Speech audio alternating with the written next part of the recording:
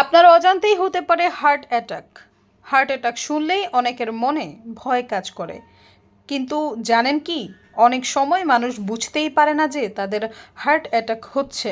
এমনকি বুকের ব্যথা ছাড়াও হার্ট অ্যাটাক হতে পারে, যাকে চিকিৎসা ভাষায় বলা হয় নীরব হার্ট অ্যাটাক। বিশেষজ্ঞদের মতে সময় মতো সতর্ক না হলে এই নীরব হার্ট অ্যাটাকও জীবনহানির ঝুঁকি বাড়ায়।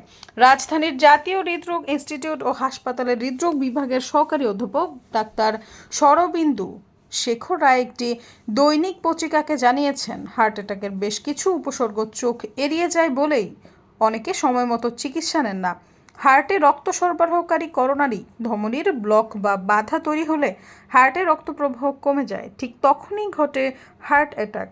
সাধারণভাবে এর প্রধান লক্ষণ হলো বুকে চাপা বা ভারী ব্যথা, যেন কেউ বুক চেপে ধরেছে এমন অনুভূতি। অনেক সময় ব্যথা কমে না, বরং সময়ের সঙ্গে তীব্র হয়। সঙ্গে ঘাম, বমি বা বমি বমি ভাব দেখা দিতে পারে। সবসময় যে বুক ব্যথা হলেই হার্ট অ্যাটাক তা নয়, আবার বুকে ব্যথা না থাকলেও যে হার্ট ঠিক আছে সেটাও নয়। গবেষণায় দেখা গেছে হার্ট অ্যাটাকের 12 থেকে 20% ক্ষেত্রে কোনো বুক ব্যথা থাকে না। এই অবস্থাকে বলা হয় নীরব হার্ট অ্যাটাক। সৈয়দা ফারিয়া, সমযোগ।